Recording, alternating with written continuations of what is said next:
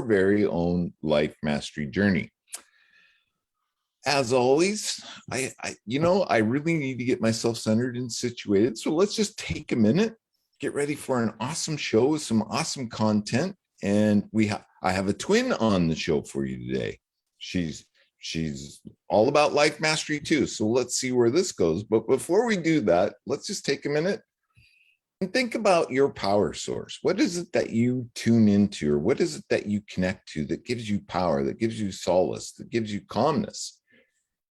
Think about that. It could be God, it could be Allah, it could be the dude, it could be the doorknob that leads you out into the world. Just focus on that for a minute, and let's take in a deep breath. All the way down, deep, deep, deep. And let that breath out with just a big ah, and just let that essence, that connection flow up through your heart center, throat chakra, right out of your speaker box into the universe. Let's do that one more time, but this time think about your dreams, visions, and goals. What is it that you aspire to be, do, or have? Or you might even consider, what are you going to bring into the world next year? We're getting real close. We're coming down to the wire. So focus on that just for a minute. Take in a deep breath. And again, let that breath out with just a big ah, and let those dreams flow up out of your speaker box, out into the universe. And here's the deal. Allow the universe the opportunity to make those come true for you. Chin up, tail out from between your legs, ready to get those opportunities, because that's the way it works. They're coming your way, but you have to have your head up looking for them. And you got to do a little, you got to put yourself out there a little bit, take a little action. Maybe we'll talk about that a little bit today. Hi, Jackie. How's my favorite co-host? Oh, I got to be careful. My girlfriend's around. She was my favorite co-host. Oh, yeah. I'm second favorite co-host. No, you're both my favorite co-hosts. There's no competition here. You're just really, really good friends.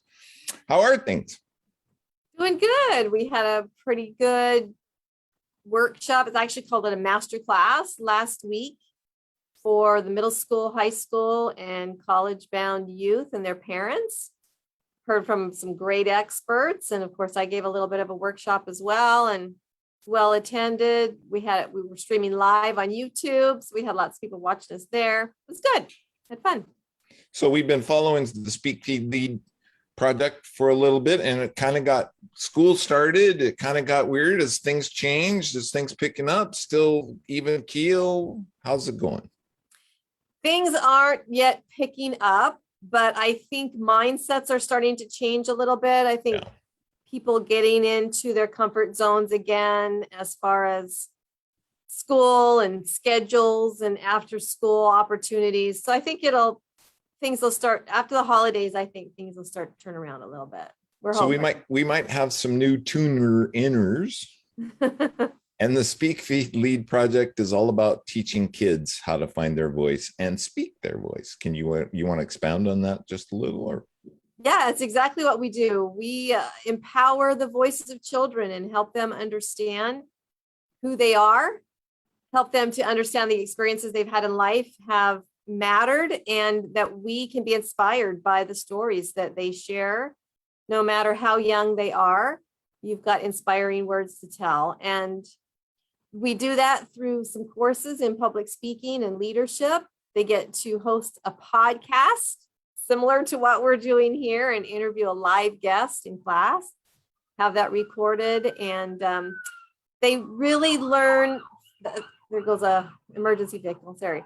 They learn the foundation of conversation through that podcast and interview skills. And once they do that, they are unstoppable in their confidence. I don't know why the music is playing. Look at that. Cam, I think you hit our intro again. Yeah. There he goes. He got it. Well, that's really cool. And we wish you the best. If people want to find out more, they go to speakfeedlead.org, and you can find out about Jackie's programs. Yeah. Speakfeedlead.org. It's, you watch these kids create these speeches and speak from their heart and speak about things that are important to them. And you think, gosh, I'm watching the next president of the United States. Could be. I mean, and Jackie, you and I came up through the Toastmasters world, and I think back and I think, gosh, if I would have just joined Toastmasters when I was 20 or something, a lot younger, how different would things be right now, right? Well, imagine being 12 and having courage and confidence to speak up. I mean, imagine that would have changed my life. Yeah. And these kids, they've been through some trauma over the last year and a half, and they've been silenced in many, many ways. That's true. And it is time for them to feel the courage to speak out again. And I'll remind our listeners too that we are working on a compilation book with our students.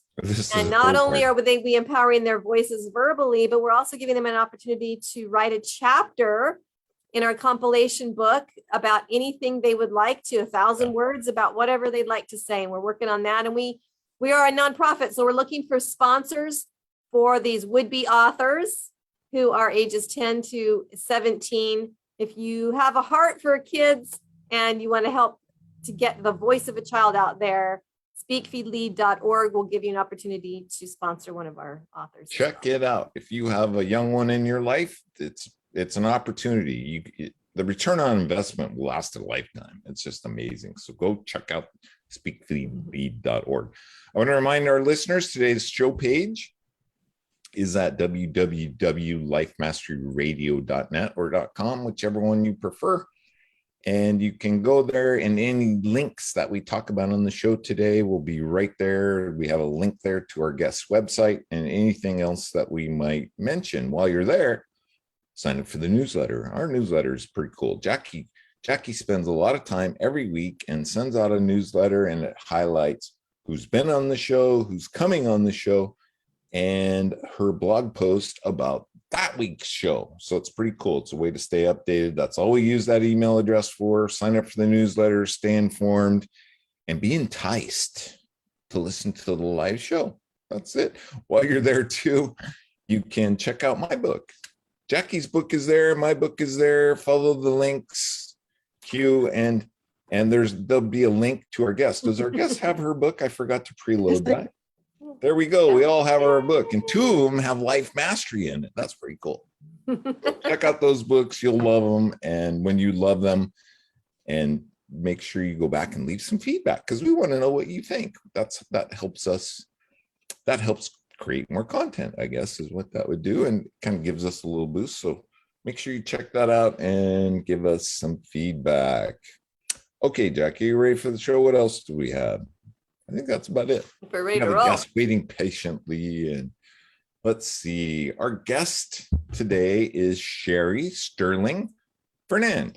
Did I do that right, Sherry? Wait. Yeah, Fernandez, but Fernandez with the Z. It's spelled Fernandez, so you don't have to do Sherry and her husband, Ken Fernandez, are a rags to riches story. Against all odds, they found success, not only financially, but in each of the 8 areas of life mastery: physical, spiritual, relationships, education. Education's one I didn't put in my book. I have 6. So I was thinking about what ones I didn't get. Education, I didn't get. Motivation, money, lifestyle, and character. And I think character is probably the other one that I didn't get. Although I do have integrity. So maybe that's about the same. The Life Mastery Program is a result of their careful study of the principles of success and a lifetime of practicing those principles. What makes Sherry unique in her ability to teach personal development is the years of study and practice she invested to master the principles she now teaches.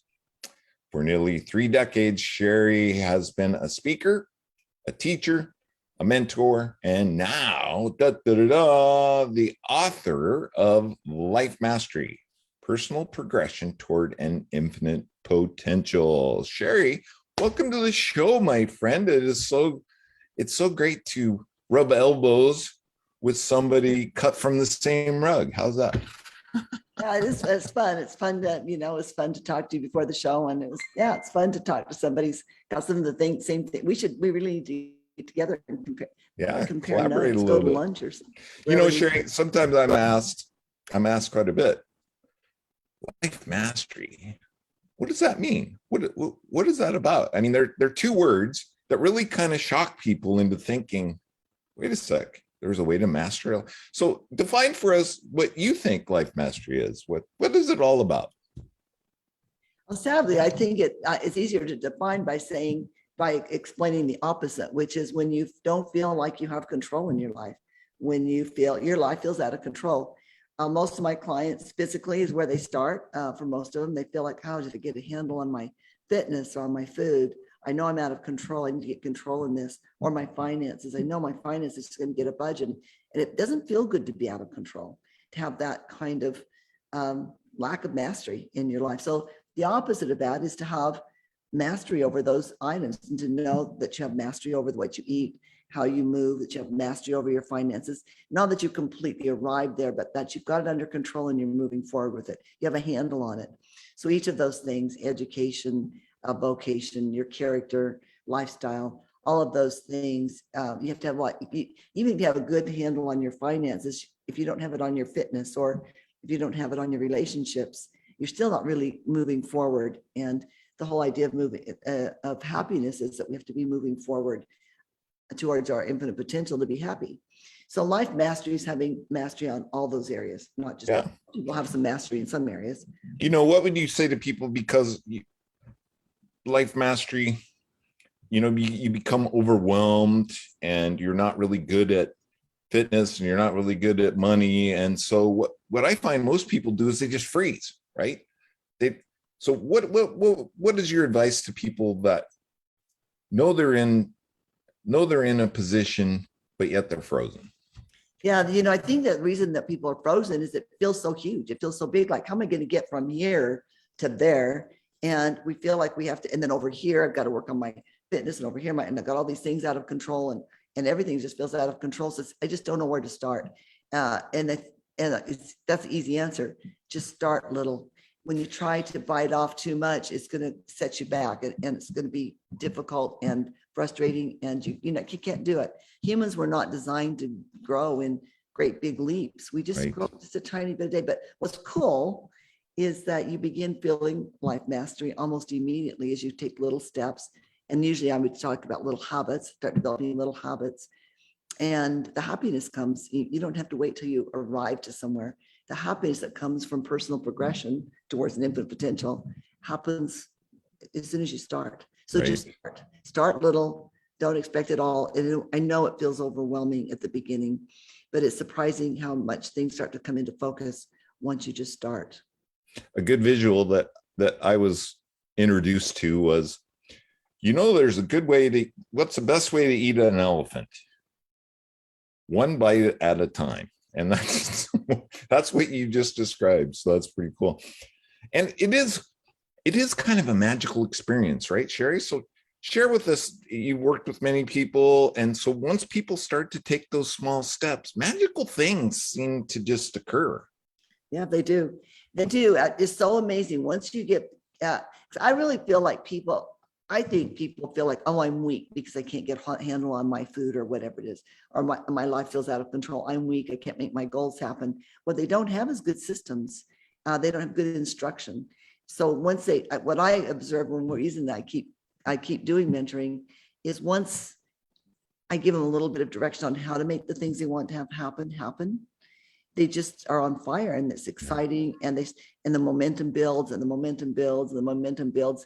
And it's amazing how quickly most people can get control of all of those areas of life, feel mastery, how quickly they can do that once they just start and they have some good systems. That's one of the things that I got to read your book, Todd, for sure. One of the things that I offered that I couldn't find when I was trying to learn the answers to success is, tell me how, give me a system. So that's one thing that I offer, are simple, easy, almost childlike systems that work. And I think that's more important than writing your goals, is make sure you have a good system. I was introduced to the principles that I wrote about in the book when I was like 45 years old. And I always thought, gosh, if I would have known these things when I was in my 20s, my life would be so much different, just like I talked about in the beginning of the show. And I thought, at least I want to document the things I was taught and the things that I did for a younger generation, right? and just plant the seeds, and for my kids as well. And that's pretty much why I wrote the book. I put some of my stories in there and some of my thoughts and ideas, and it just flowed. And then I got a lot of questions from especially my kids. Dad, how can you how can you put that in the book? How can you talk about yourself that way? And I'm like, that's what inspires people. Yeah, it does inspire people. We need to see that anybody can do those things. And I'm the same, the book that I wrote is the book I wish I'd had when I was 25, and actually began writing when I was 25. As I began, you talked a little bit about our rags to riches story, but we really, like we really had nothing. Like it was desperate. We were, my dad brought a truck, like a pickup full of food, like just canned foods and stuff from a truck wreck that he had salvaged or something, I don't know. And we lived on that for like 3 years. It was that desperate. And I knew that I could be successful like other people. And I wanted to know how to do that. And I started studying the principles when I was 25. But like you said, it doesn't come all at once. I had to search them all out. And so it was a long process. I hope that my book will shorten the process for other people. That's exactly why do we have to go through desperation to get the hunger required and the desire to understand success? For me, it was third trip to alcohol treatment, and I was on my knees. There was nowhere else to go, and I was losing my business. I'd already lost a marriage, and oh my gosh, it was all caving and crashing in. And I thought, gosh, people really don't have to get into this kind of desperation before they can get to success principles. Here I am hogging all this time, and Jackie's sitting there so patiently. I'm sorry, my dear, go for it. No, when Sherry was asked, how to define life mastery, and she said, well, the best way to define it is to define the opposite of that. And so my question for you, Sherry, was, and you alluded to it already, you haven't always felt like you were mastering life. Oh, no. Right? So sometimes it's helpful for our listeners to hear that you've been there and you get where they're at, and that now your system that you're offering them is going to be real because you've lived it. So can you give us a little bit about where you were, even as a young girl, because you didn't come from a real happy home? No, well, no, no, I didn't. Although I don't really feel traumatized, more blessed by the way I was raised, because it gave me so much autonomy to just think about who I was and what I wanted in life. But yeah, no disciplines. That's what you get, and you're raised in a situation like that. So I was very, very undisciplined as a teenager and a young adult. And I did have a bit of an alcohol problem, Todd. And when I decided to leave the hippie sex, drugs, and rock and roll lifestyle and settle down, get married, and have a real life, I had to figure out how to do that, how to discipline myself, how to get myself in line, right? So I was very, very undisciplined. But what's interesting is people who know me now, well, most people would say it's probably one of my hallmark qualities is I'm very disciplined, but it doesn't happen overnight. It's just a little bit at a time, just to establish those disciplines a little bit at a time. So yeah, it was a process, and it's really, this sounds so trite because it gets said so much in personal development, but it's who you are becoming that attract those things to you. That's a real thing. You can elbow your way to your goals and your dreams and try to fight through and claw, or you can become the person who deserves those things, and you still walk towards them. You still need to do the right things, but it's not a fighting, clawing, desperate grab for what you want. It's a confident walk forward, becoming the best you can be, and help those things move towards you as well as you move towards them. I describe that as sheer force.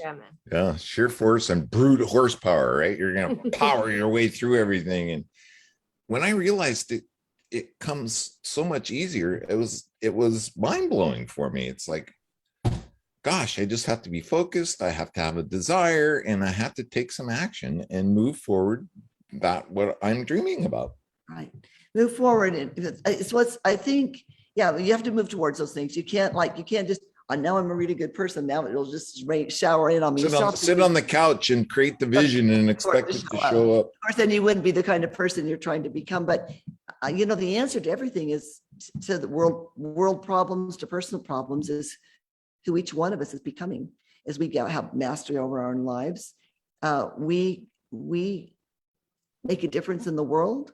It's the only way we really can make a difference. Our dreams start to become realities. And it's when my clients first start and they're starting with a few habits, which usually look like anything from brushing their teeth to they have no habits to maybe the next habit they need is working out, whatever it is. It's hard for them to see how doing those, taking a vitamin, brushing my teeth, working out, praying daily, whatever they're starting with, whatever habits they're starting with, is going to get them that goal to have $1 million by the time they're 40. But after they work on it for a while, they begin to realize, yeah, because I'm becoming a person who's gaining the disciplines and the knowledge and the information by establishing habits, that I can become that person who can make $1 million. And you did that. You did that, right? Your goal was to have $1 million by the time you were 40, and you had no idea how that was going to happen. Not when we were trying to put food on, and we had lots of children. You know, I had one before we were married, and then I met my husband, and that's probably why I settled down at all, is because of that baby. And then we had 5 more, so we had 6 kids. I know. I can't believe it either. I don't know how it happened. So I'd look around the dinner table. I'd say, "Where'd you all come from?" And I had you, and I had you, and I had you. So we had these 6 kids, and we were busy. You know, we had our own business. So it wasn't like we could just buckle down and make that $1 million. But we set that goal. We just did what we could do, the best we could every day. We were applying the principles we were learning.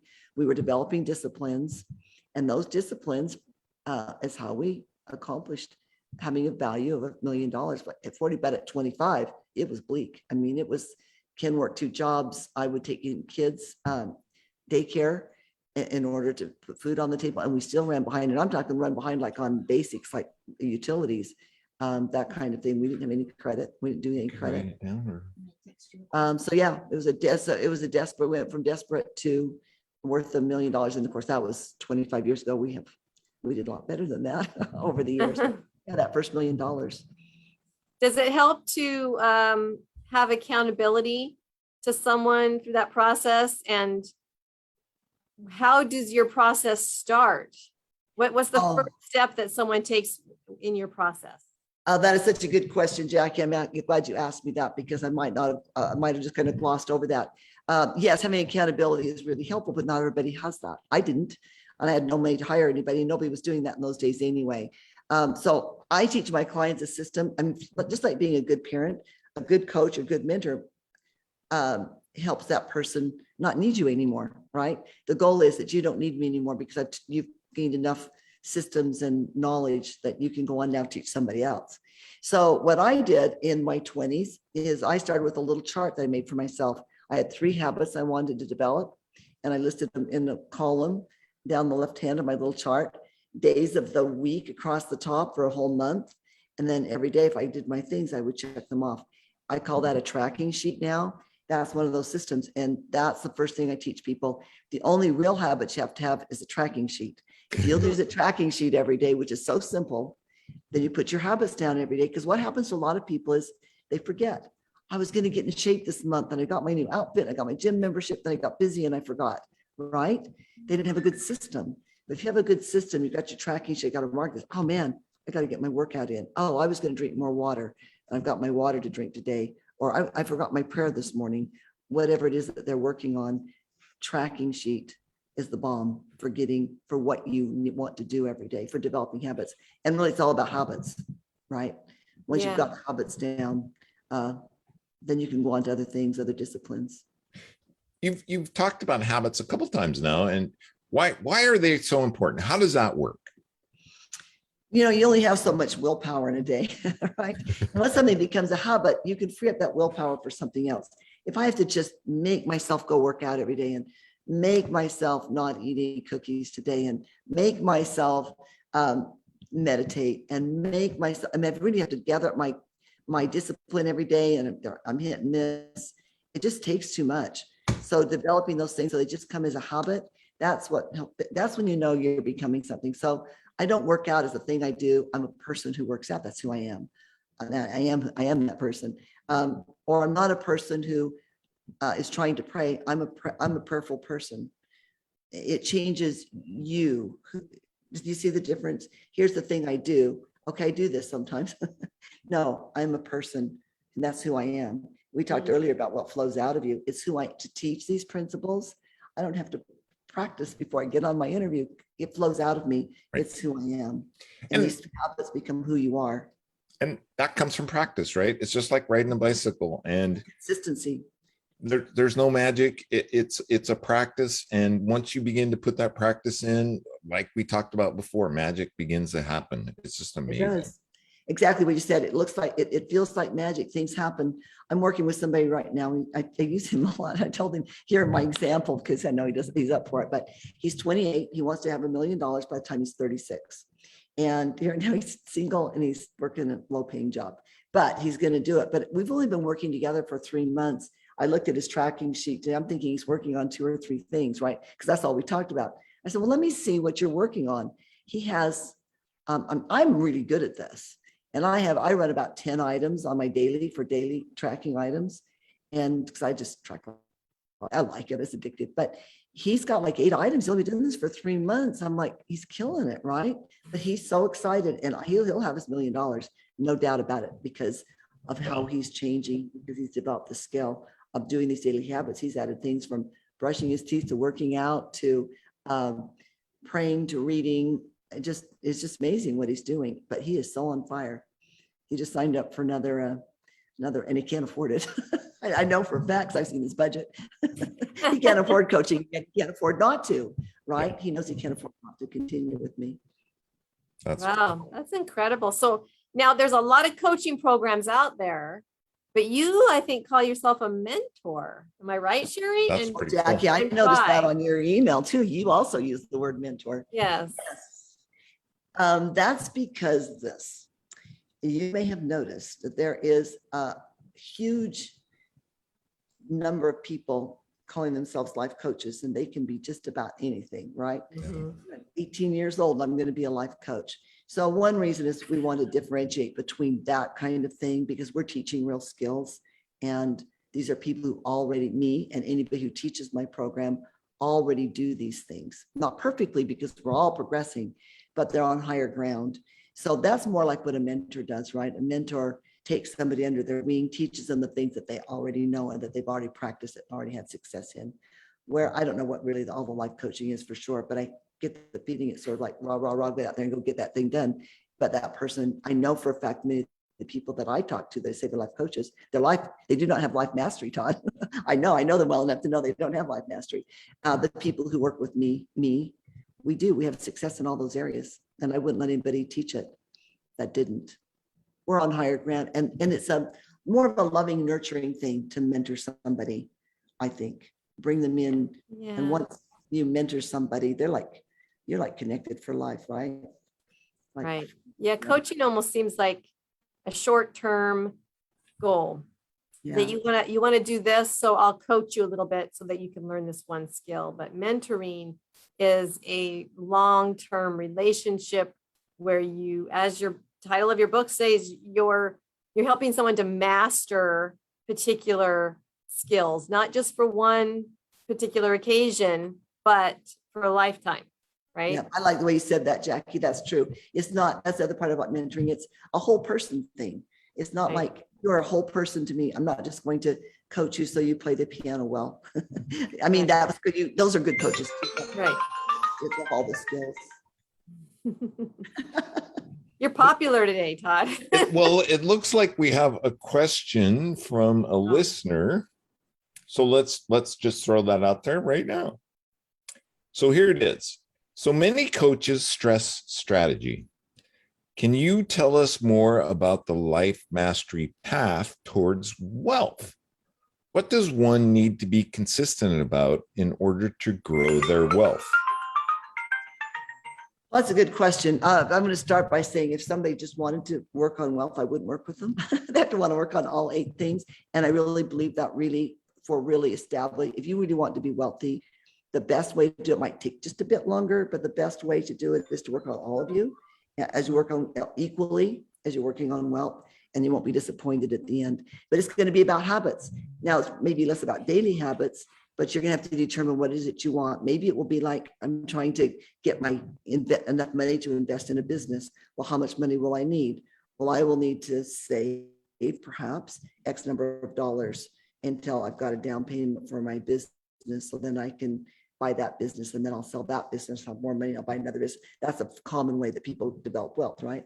So now I have to discipline myself to make sure that money gets put in. So I have on my weekly goal or my monthly goal that I save X number of dollars, and I set up a system for that and make sure that it goes in there. Meanwhile, I need to educate myself on how to, in this area that I want to be wealthy in. Maybe I want to have a business. I need to educate myself in business, in that business in particular. I need to educate myself in how to do my finances. So you're educating yourself, and then you need to work on motivation, right? So that you stay motivated. So I need to read something motivational every day. I want to make sure my relationships are intact, because if my spouse is not supporting me or the That's other huge. people, I'm not going to do very well. So I'm working on all of me. I'm applying the right principles in each of those areas. But if it's wealth that you're looking for, this young man that I'm working with, he's buying a t-shirt business from his brother. He's only paying $1,000 for it, but we've projected how he's going to do that. It looks like he can, as the projections show, turn that over for a pretty significant amount of money in 2 years. Then he'll take that money and he'll invest it in another business, and he'll turn that one over, and then another one. So you see, but it's going to take daily, weekly, monthly habits in all the areas of life to make that happen. Yeah. He's got to stay motivated. He's got to do all those things. Does that make sense? Does that answer your, does that, can I you think answer? so. Yeah, if that answered their question, I hope that answered your question. Yeah. So that's great that you told us about this one client and why he came to you. What are some reasons that other clients you have come to you for help? What are they looking to be able to do? Really, honestly, the bottom line is they're not really, usually they need some direction, but that's pretty easy. They're looking for direction, and then some skills. They're looking at, how do I get there? Once we do a little visualization and get pinned down really what they want. I work with a lot of entrepreneurs and entrepreneurial type people, which either or both of you probably relate to, I suspect. But they've got lots of ideas. Todd, does it sound familiar? They've got an idea over here and an idea over here and an idea over here. And they've got all these ideas. So first we have to narrow it down. I have them put their ideas, write them in a notebook, and save most of them for later. We narrow down which ones they're going to work on right now. So that's one reason why people come to me. I would say probably 9 out of 10 people are entrepreneurial in spirit, or already they have a business, or they want to be that person. The other people will work on physical control of their physical, getting in shape, losing the weight, eating habits, those kind of things. But they usually are already on that road because they know me well enough in advance to know I'm going to be really hard on them. Well, you had a They're business already doing down that that, road. right? You had a couple businesses about physical health, right? Yeah.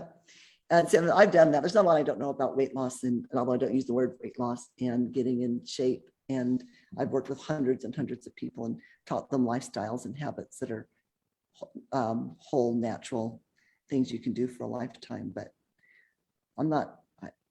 I think one thing, Jackie, is maybe, I don't know, Todd, if you relate to this, you're probably not as old as I am, but I'm kind of done pussyfooting around with somebody. If you want to work with me, Right. we're going to get right down to business. I get it. This is how Yeah. it is. I'm not going to mollycoddle you. It's You what want it to know, takes. I'll love you to death, but I'm not going to mollycoddle you. I'm short on time. It That's drives what me mentors- crazy when I have an appointment with the client and they come to the appointment and they go, you know what? I didn't get my assignment done because it was a really busy week. And I'm like, you're wasting my time then. And you're wasting your time. And your time. Yeah, you do that very many times with me, and we're done. Yeah. If it's not moving forward, I lose interest anyway. I don't even want to do it. I don't think I give them very much space to do that. I think they pretty well don't want to face me. Yeah. Well, that's what Jackie was alluding to, as an accountability partner, right? That's what a mentor's all about. It's not, and there's some teaching involved in that too, but Sherry, isn't it a lot of just being an accountability partner? And you said you were going to do this. How'd you do? Yeah, I think there's a lot of that. So one of the first questions that I'll ask, they can be like you said, oh, I didn't get this done. Well, okay, how did that feel? You not doing it? How do you feel about Right. that? Put it back in their court. Right. Last week you did do it. You did all the things you committed to. How did that feel? Now, do you think you can remember next time that you make a choice to not do that thing? How did that feel? So we'll talk about that, but I really haven't had it happen very often. Almost everybody's pretty committed to the things, but you have weeks like that with people, right? And I won't work with people who I just won't do it. Well, that comes from experience too, because when you work with people, you stand in your power, you stand in your authority because you've done it, right? And so when they come to you, people can sense that. They just know, hey, look, this lady is not messing around. And if I want to achieve the things that I want to achieve with, I'm gonna go for it.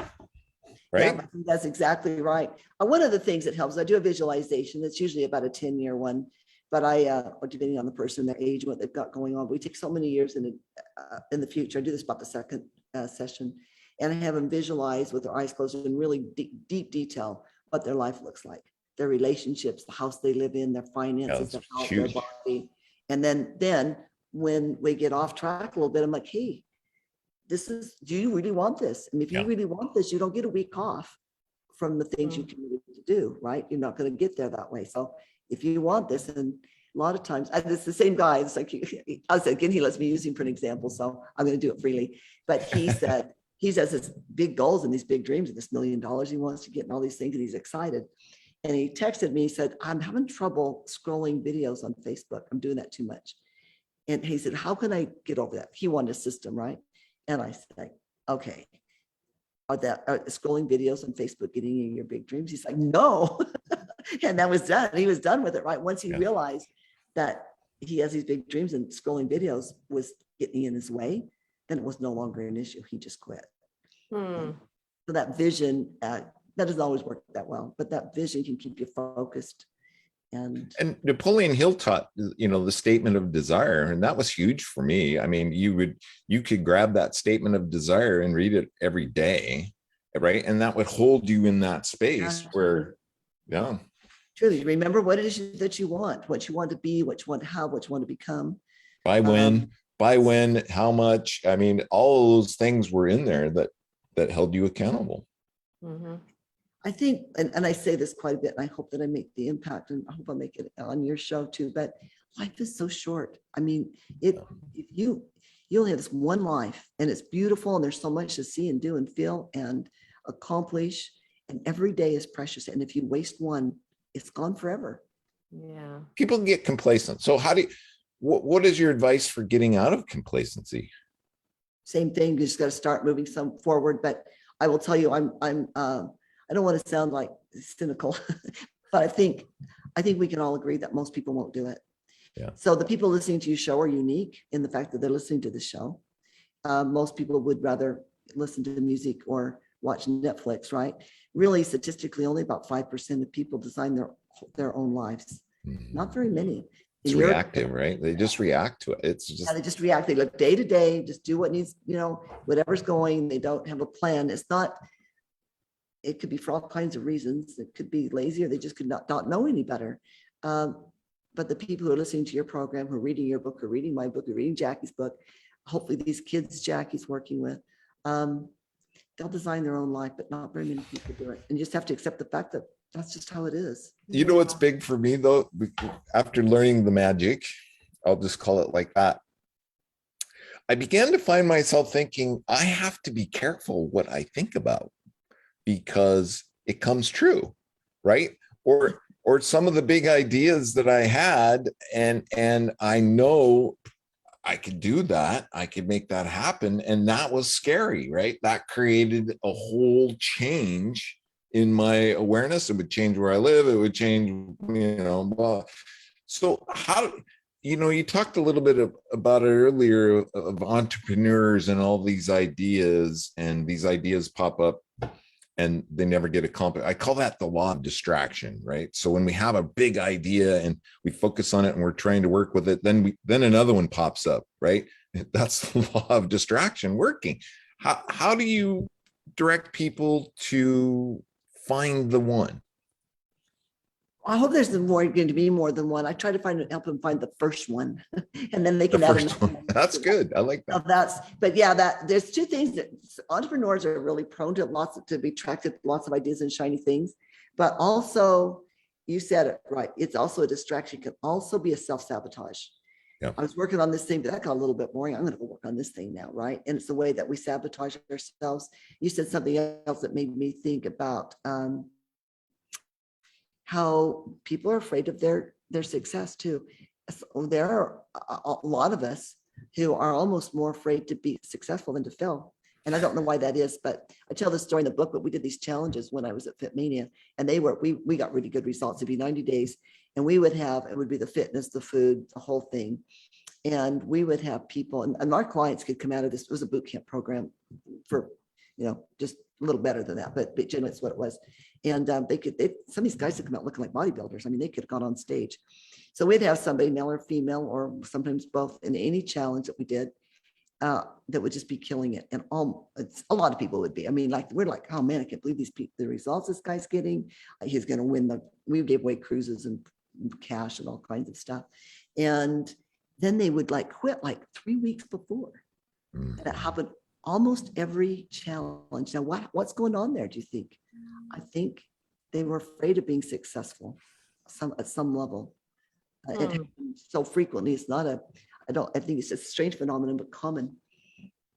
Interesting. So, Sherry, because we know it's important to have a mentor, do you have a mentor? And if so, who is that, or who has it been, or who is the person that most influenced you? Outside of the great thinkers that I've read, and I've read them all, everything from Earl Nightingale and Napoleon Hill and Jim Rohn and all of those, Wayne Dyer, all of Wayne them. Dyer. Wayne Dyer has to be in there. Yeah, Wayne Dyer's in there. I've listened to every audio program he's done probably 5 times. I could not listen to him on Channel 9. It just, if I knew he was coming on PBS, I was there. Yeah, I didn't do that, but I did listen to him live a few times. And then, of course, I didn't read him for some reason. I mostly listened to him. But so that was really influential. But for people, are you offering, Jackie? I could use a good coach. Sure. I have a hard time finding people, to be honest. But my husband, he is everything that I've learned, everything in that book, we learned together. He could have written it. He could teach it as well as I could teach it. We've done that together. And while I probably have refined it in a way that it's easier to teach, he knows it and does it. And when he's the reason I wrote the book. I never intended to write a book. I would speak and people would say, you should write a book. And I'd be like, no, that's not me.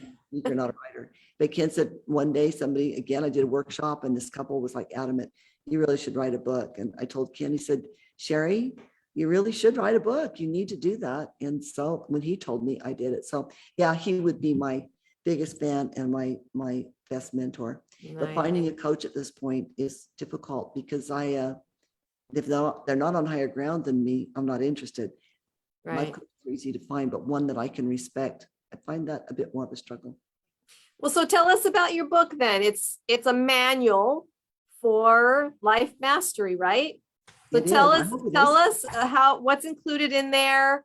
I'm assuming there's some exercises, right? Yeah. Or some questions they need to answer. So tell us a little bit more about how your book is laid out and what they can find there. It's in 3 parts. Start with why. I tell a lot of my own story in there in background because I think people need to know that I didn't just read this out of a book and I did experience it. So I tell my own story scattered out throughout there, my childhood that you alluded to earlier and in the different ways I learned those things. But the first section is why, and I talk about big dreams. I think I start my clients with that so they get in the habit of dreaming. These are things like climb Mount Fuji or learn Spanish or those kind of things. And I have a requirement they start with 50. I want them to dream big, right? And then a mission statement everybody has to give back. And then a personal constitution. So I talk a lot about why in the first, those are the 3 tools I use there. The second section is what? It covers each of the 8 areas. It's just a little brief picture of what those areas you might consider setting goals in. Obviously, I'm not telling people where to set their goals, but give them an idea of what each of those 8 areas might look like so they'll know where to start. Because that was another frustrating thing for me. I wasn't always sure where to start. Yeah. So I give them some starting points. And then the third section, which I notice a lot of people don't get to. I don't know if they don't want to do it. I'm almost there, Sherry. I'm reading your book. I'm almost there. Is the how. It teaches about how to do a tracking sheet, daily written affirmations, which are about 100 times more powerful than a verbal affirmation. So I lay out how to do that successfully. Satisfaction checklist. Those are there. And then there's an assessment, a personal assessment in the house section as well that you can, and that's online too. You can get that assessment is free, and the tracking sheets are free on our website. You can, and we give those away freely. I've given those tracking sheets away for probably a decade. Nice. Because I believe in them so much that they make such a difference. And if you describe for us what that what is that tracking sheet? It's it just looks like a calendar, like the one I did on that little card when I was a young woman. There's a space for weekly, and then a couple for, daily, and then a couple for weekly and monthly items you want to accomplish down the left-hand side. Across the top, it's numbered 1 to 31. You write in your own days of the week at the top above that. And then if you accomplish the item, you get a check. This is important too, because it's the way our brain works. If you accomplish it, you get a check. If it's something that's not required on that day, in other words, I don't work out on Sundays. So I put an X on that if it's not required. So if I have something I'm only doing 5 days a week or 4 days a week, you don't get to decide that morning. I just think I'll take a check today. An X. But if it's not required on that day, then you get an X. And then if you don't do it, you leave it blank.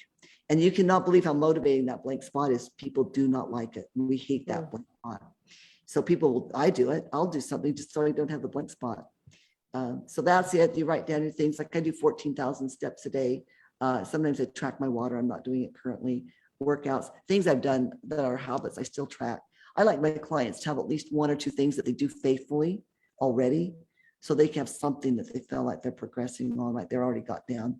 It's kind of discouraging if everything's new, but yeah, that's how that works. What would you tell the people? Okay, how long does it take to see results? So your approach is try this for blank and you'll see results. So how long does it usually take? I guess it depends on how serious a person is, really, but that is what you want to call as results. I'd say you put the things that you've committed to down on your tracking sheet. You do them tomorrow, you'll feel results because you'll feel happier. That's big right there. Yeah, and if you do it for weeks, you'll start to set a trend.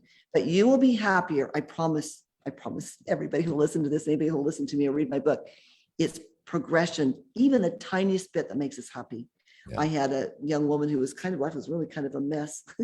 And I only had 30 minutes. I met with her downtown. I couldn't take her on as a client. I said, I'm full. I'm right now, I can't take you on. I hooked her up with one of our other mentors. But I said, right now, today, there's a hill in a park nearby. It's very steep. I said, I want you to go right over there and run up that hill. And then she had to also break up with this guy she was seeing that she shouldn't have been seeing. She had to do those 2 things. And she did. And I said, tell me how you feel afterwards. And she was excited. And she's ready to get the next thing done. You just have to move forward a little bit. But if you don't keep moving forward, you lose it. So you move forward every day.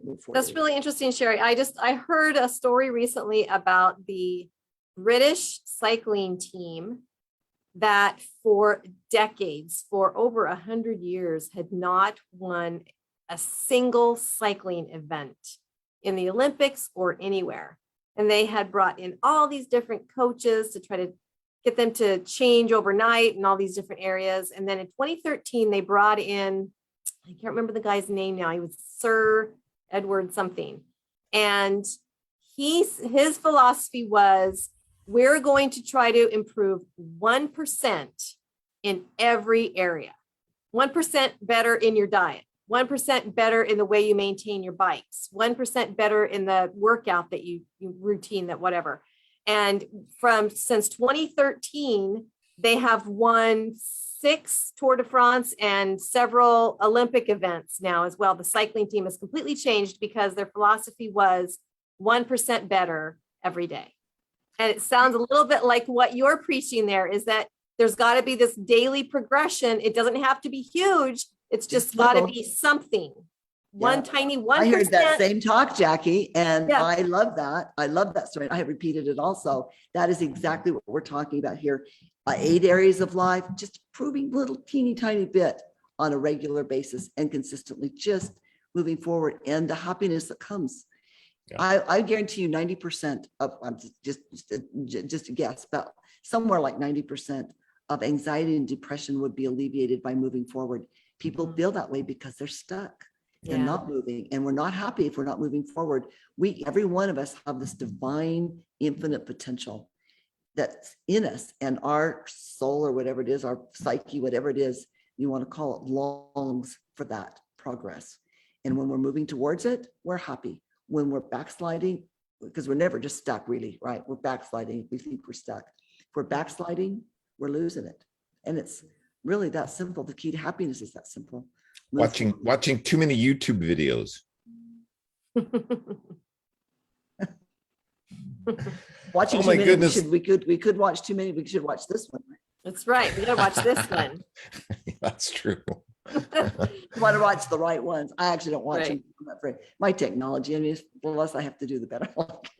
I hear you. I'll Oh my watch this goodness, one, though. ladies, we only have about 4 minutes left. Sherry, thank you so much. I hope you'll come back on the show because there's so much more we could talk about. Yes, I think so. I'd like to hear your definition of life mastery. So yes, I'd come back anytime. Invite me again. I'd love it. My definition of life, it's a journey, and we need the tools, and we need a toolbox to be able to continue on in that journey. And we get challenges, we get wise in the roads, but the tools that we have in our toolbox help us Mhm. move forward. I Totally. think that's Like a tracking sheet. Yeah.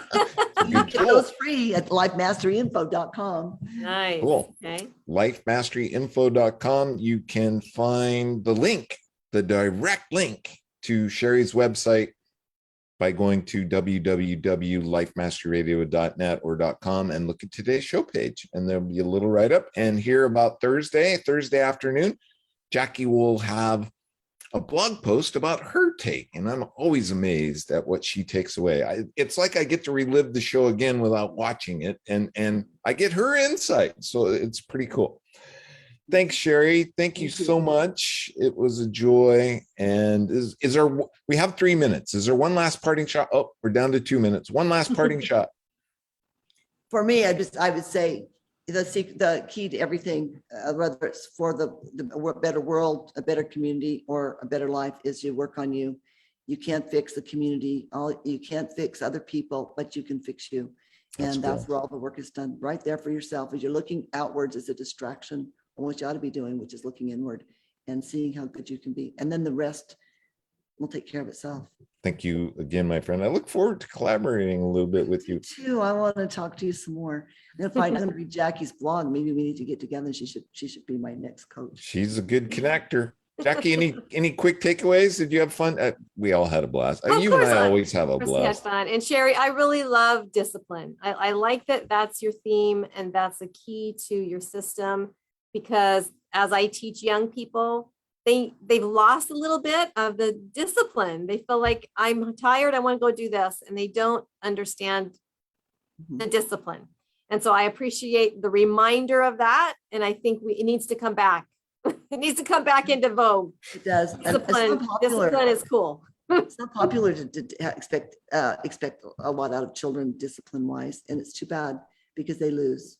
Yeah, absolutely. You can't feel good about yourself without discipline. Right. So For me, I was like you, Sherry. I was undisciplined as a teenager, and then at 17, I knew I had to do something, and I joined the United States Marine Corps, and I figured it out really quick. I hope these kids don't have to do something that drastic. It worked for me. I was a rough case. That's about all we have time for today. I hope you enjoyed the show. Please tell a friend about the show. Please check out Sherry's website and her book. Please check out my book and Jackie's book. And lastly, please, please, please make it a great day, because it is all about choice. Bye-bye for now. Bye.